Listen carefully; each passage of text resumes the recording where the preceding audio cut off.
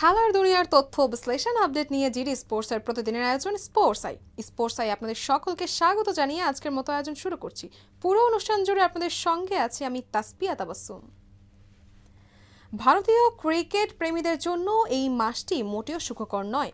জাতীয় ক্রিকেট দল হোক বা উঠতি এ দল, এমনকি ফুটবলেও চরম ভরাডুবি দেখা গেছে ম্যান ইন ব্লুদের।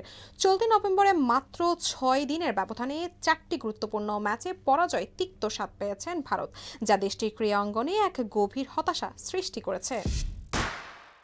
ডান দিকে ঘড়ির কাঁটা ঘুরতেই 16 নভেম্বর ছিল ভারতের জন্য এক ব্ল্যাক ডে। সেদিন একই সঙ্গে দুটি ফ্রন্টে পরাজয়ের মুখ দেখে ভারত ডানবারে দক্ষিণ আফ্রিকার বিপক্ষে সিরিজের প্রথম টেস্টে লজ্জাজনক হার বরণ করে শুভমান গিলের নেতৃত্বাধীন দল নিজেদের পছন্দমতো স্পিন সহায়ক উইকেট তৈরি করেও 3.5 দিনের মধ্যে গুটিয়ে যায় ভারত।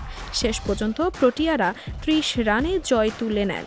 একই দিনে দুবাইয়ের কাতারে চলমান রাইজিং স্টার্স টুর্নামেন্ট চিরপ্রতিদ্বন্দ্বী পাকিস্তানের এই দলের কাছে শোচনীয়ভাবে হারে জিতেশ শর্মাদের ভারতে।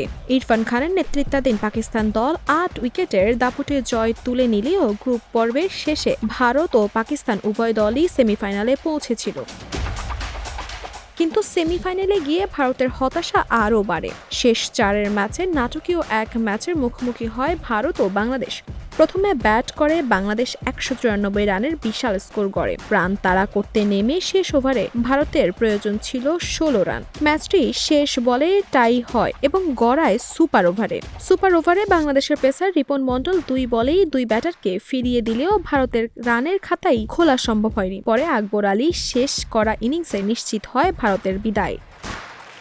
ক্রিকেটের এই ধাক্কা সামলানোর আগে ফুটবলেও বড় পরাজয়ের সম্মুখীন হন ভারত। ক্রিকেটে হারের ঠিক 3 দিন আগে অর্থাৎ 13 নভেম্বর আন্তর্জাতিক প্রীতি ম্যাচে জামাল ভুঁইয়াদের কাছে 1-0 গোলের ব্যবধানে পরাজিত হয় ভারত। সফরকারী সন্দেশ জিঙ্গানরা আশা নিয়ে বাংলাদেশে এলেও হতাশা নিয়ে দেশে ফেরেন। এই জয়ের ফলে ফুটবলে 22 বছর পর ভারতের বিপক্ষে জয়ের খরা কাটল লাল সবুজের দল।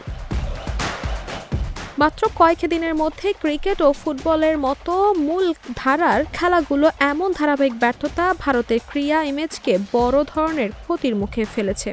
যদিও এই মুহূর্তে ভারতের নারী কাবাডি দল বাংলাদেশের নারী কাবাডি বিশ্বকাপে ভালো অবস্থানে রয়েছে, কিন্তু ক্রিকেট ও ফুটবলের মতো জনপ্রিয় খেলায় এই হতাশা লক্ষ লক্ষ ভক্তকে বিমর্ষ করে তুলেছে। ক্রিকেটবিদদের পারফরম্যান্স এবং সঠিক রণকৌশল নিয়ে প্রশ্ন উঠতে শুরু করেছে দেশের অভ্যন্তরে। এই 4টি পরাজয় ভারতীয় ক্রিকেটবিদ ও প্রশাসকদের জন্য একটি কড়া সতর্কবার্তা, যা অদূর ভবিষ্যতে দল নির্বাচন ও কৌশল পুনর্মূল্যায়ন দাবি জানাচ্ছে।